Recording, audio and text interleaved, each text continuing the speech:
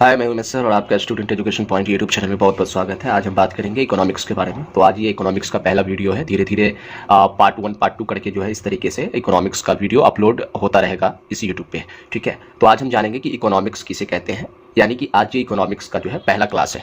ठीक है दोस्तों, देखेंगे कि इकोनॉमिक्स क्या है। ठीक है, इकोनॉमिक्स जो है इसको हम हिंदी में बोलते हैं अर्थशास्त्र। अर्थशास्त्र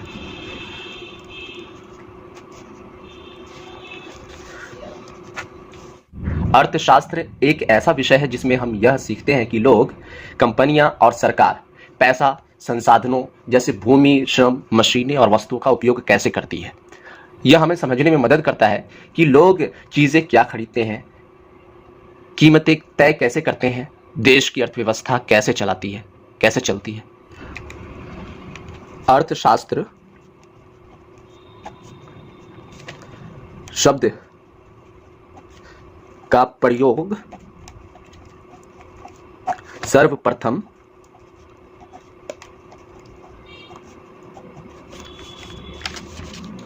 विष्णुगुप्त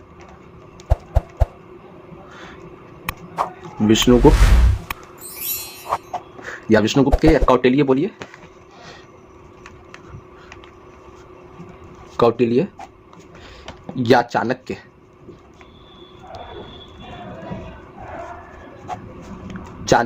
अर्थशास्त्र शब्द का प्रयोग सर्वप्रथम विष्णुगुप्त ने किया था।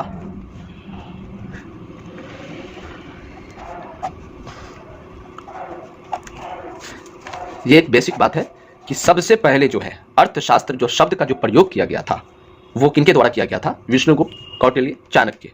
ठीक है, विष्णुगुप्त को ही हम कौटिल्य बोलेंगे या चाणक्य बोलेंगे। ठीक है, इन्होंने जो है सर्वप्रथम अर्थशास्त्र शब्द का प्रयोग किया था। और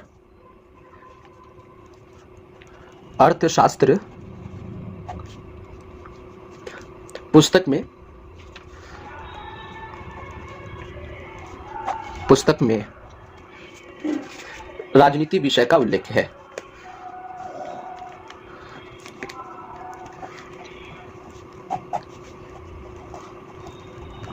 विषय का उल्लेख है। विश्व का सबसे प्राचीन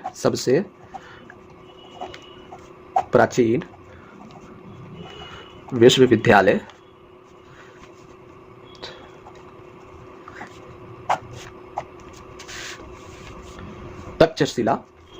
तक्षशिला, यानी कि ये कहाँ है?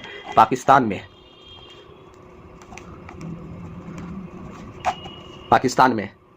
विश्व का सबसे प्राचीन विश्वविद्यालय तक्षशिला कहाँ है? ये पाकिस्तान में है। और इसी विश्वविद्यालय के जो प्रोफेसर थे, आचार्य थे, वो कौन थे? चाणक्य जी थे। चाणक्य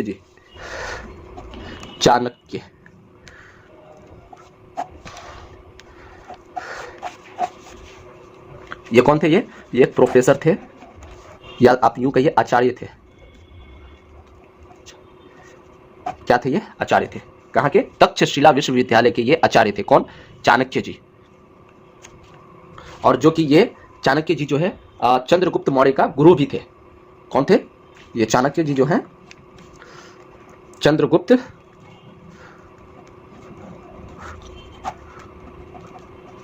चंद्रगुप्त मौर्य के गुरु भी थे। चाणक्य जी तक्षशिला के जो है मतलब वो आचार्य थे, और चाणक्य जी ही चंद्रगुप्त मौर्य के गुरु भी थे। ठीक है, इतनी बात आपको समझ में आ गई आपको? इकोनॉमिक्स को हम हिंदी में क्या बोलते हैं? इकोनॉमिक्स को हम हिंदी में अर्थशास्त्र बोलते हैं। अर्थशास्त्र। अब यहां पर देखने वाली बात यहां पर यह है कि अर्थशास्त्र हम किसे कहेंगे?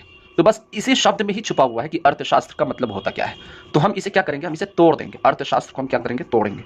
जैसे ये अर्थशास्त्र है तो अर्थ प्लस शास्त्र,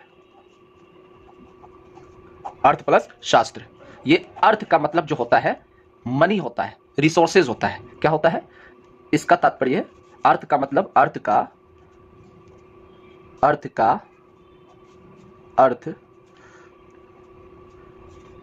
संसाधन होता है, संसाधन यानी रिसोर्सेज होता है, संसाधन क्या होता है, संसाधन यानी इसको हम बोलते हैं रिसोर्सेज। अर्थ का अर्थ क्या होता है, संसाधन, या तो हम इसे मनी भी कह सकते हैं, क्या कह सकते हैं, मनी भी कह सकते हैं,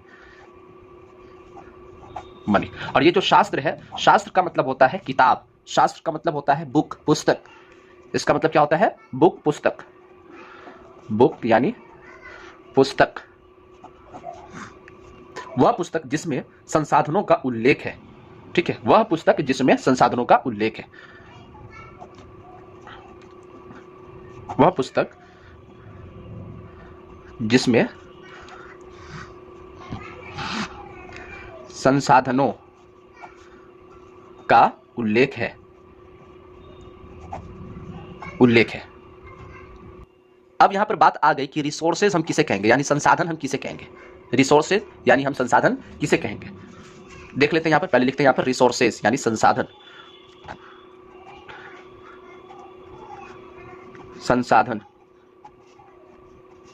इसको इंग्लिश में बोलते हैं रिसोर्सेज। संसाधन को हम इंग्लिश में क्या बोलते हैं, रिसोर्सेज। इसका मतलब क्या होता है, वह प्रत्येक वस्तु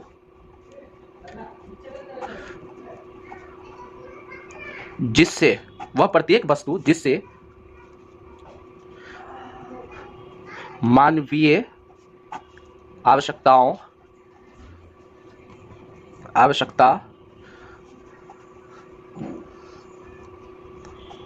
आवश्यकताओं की पूर्ति हो, वह प्रत्येक वस्तु जिससे मानवीय आवश्यकताओं की पूर्ति हो,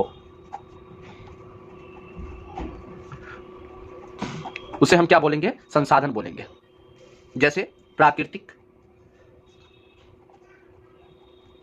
प्राकृतिक यानी नेचुरल,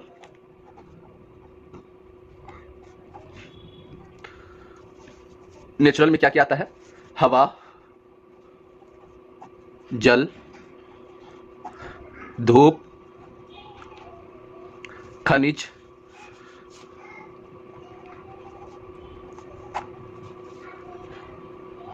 खनिज को हम मिनरल्स भी बोलते हैं, इंग्लिश में क्या बोलते हैं हम, मिनरल्स बोलते हैं।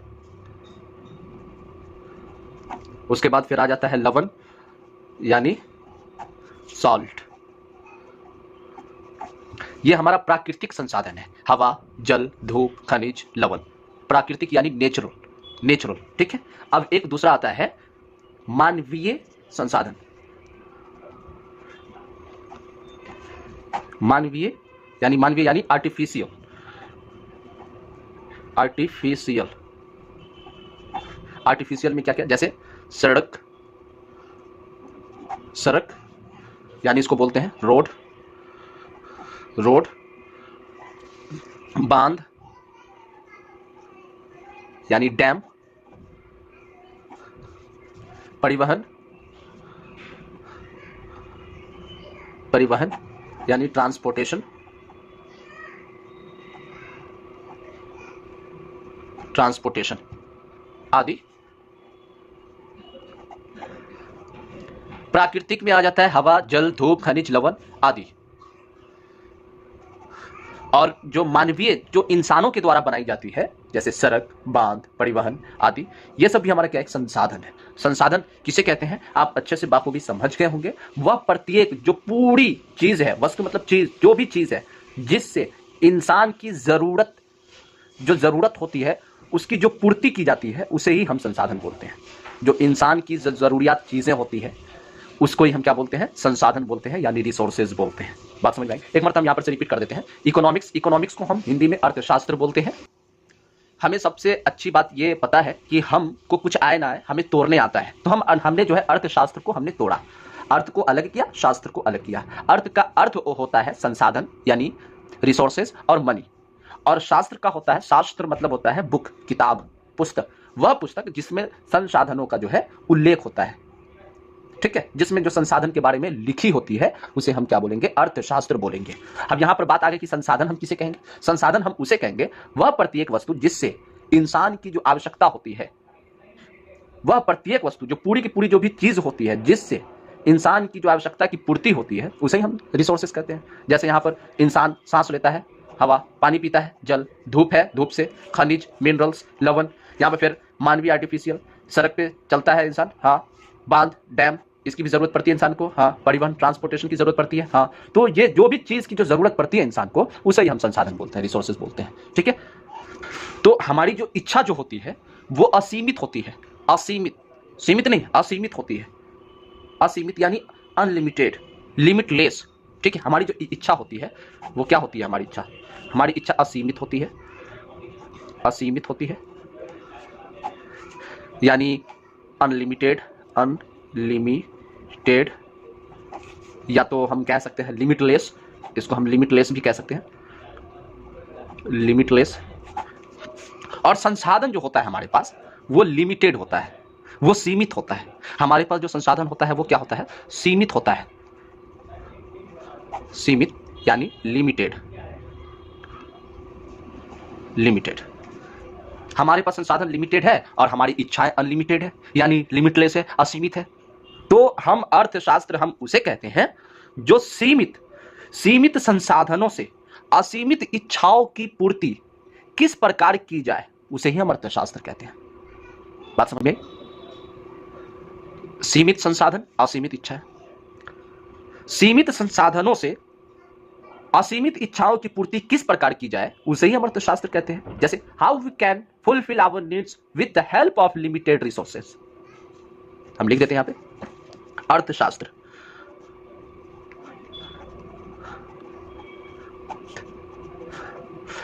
इकोनॉमिक्स,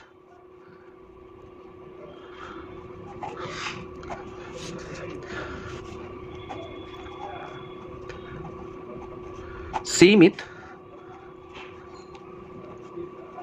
संसाधनों से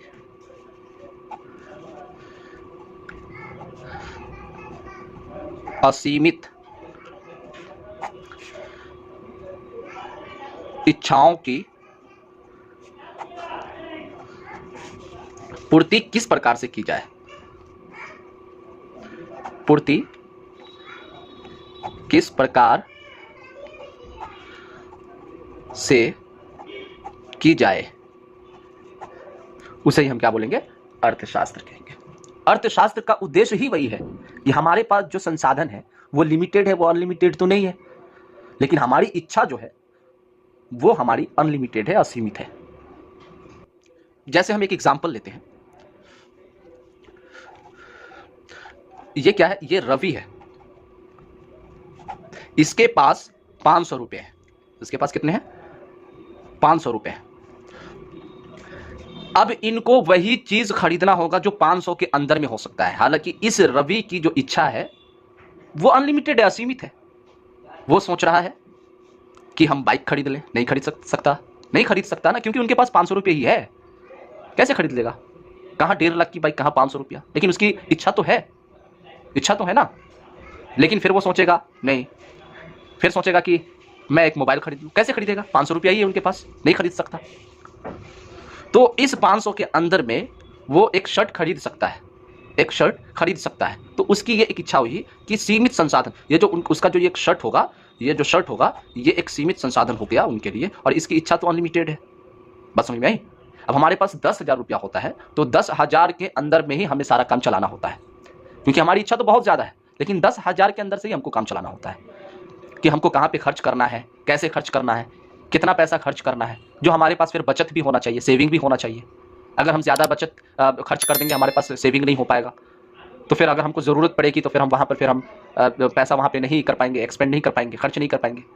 तो इस हिसाब से जो है पैसा खर्च किया जाता है कि उनकी जो इच्छा तो बहुत असीमित है, लेकिन उनको जो है क्या करना होता है कि पैसे को देखकर, जैसे उनके पास अगर 10,000 हो गया, तो पैसे को देखकर वो जो है वो सामान, जो प्रोडक्ट होगा वो खरीदेगा।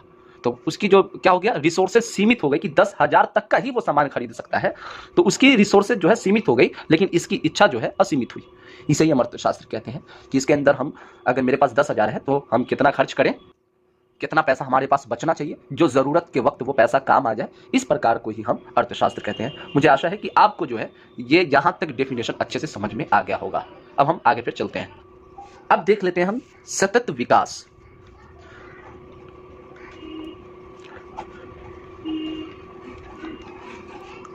यानी इसको हम इंग्लिश में सस्टेनेबल डेवलपमेंट बोलते हैं।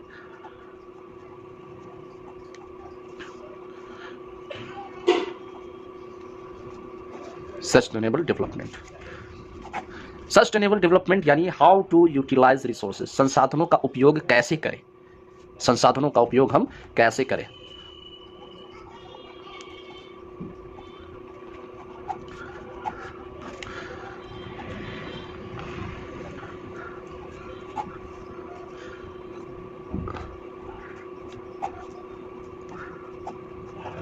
हम किस प्रकार संसाधनों का उपयोग करेंगे कि हमारी जो आने वाली पीढ़ी की आवश्यकता पूर्ण हो, पूरी हो, और आगामी पीढ़ी के लिए यानी उसके बाद वाली जो पीढ़ी हो उसके लिए जो है संसाधन यानी रिसोर्सेज सुरक्षित रहे। किस प्रकार संसाधनों का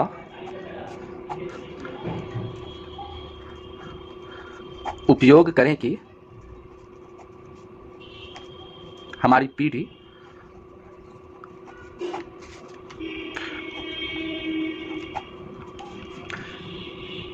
की आवश्यकता पूर्ण हो और आगामी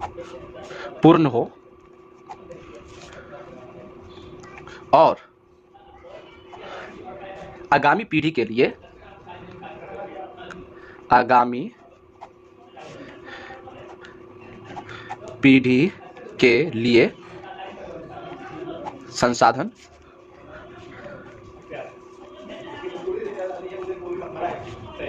संसाधन यानी रिसोर्सेज सुरक्षित रह सके, सुरक्षित रहे, सुरक्षित रह सके।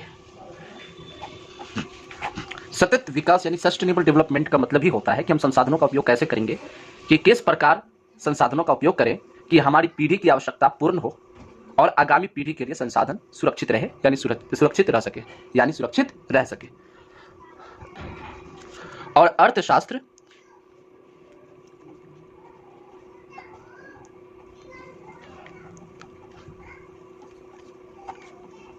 मानव गतिविधियों का अध्ययन करता है यानी स्टडी करता है।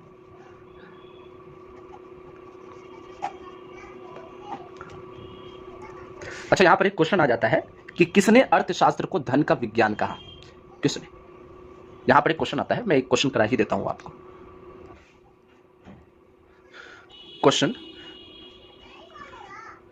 किसने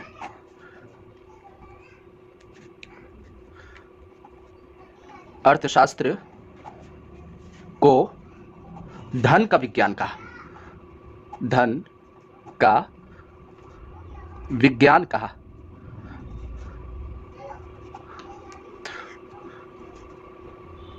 तो यहां पर इसका आंसर क्या हो जाएगा? इसका आंसर हो जाएगा एडम स्मिथ ने। किसने? एडम स्मिथ ने।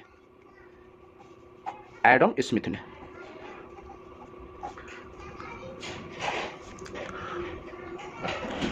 जो कि हम इनको जो है अर्थशास्त्र का पिता भी कहते हैं, अर्थशास्त्र का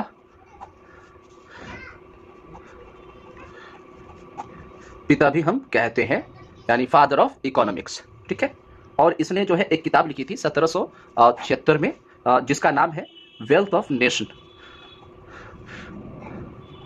एक किताब लिखी थी जिसका क्या नाम है? Wealth of nation. Wealth of nation. ये कब लिखी गई थी? 1776 में। ठीक है। हमें पूरी आशा है कि आपने जो है बहुत ही अच्छे से समझ कर यहाँ तक पढ़ा होगा। कहीं पर गलती हुई होगी तो आप हमें अवश्य कमेंट करें, ताकि हम उस कमी को सुधार करने का प्रयास करेंगे। ठीक है। मिलते हैं फिर नेक्स्ट वीडियो में। जय हिंद।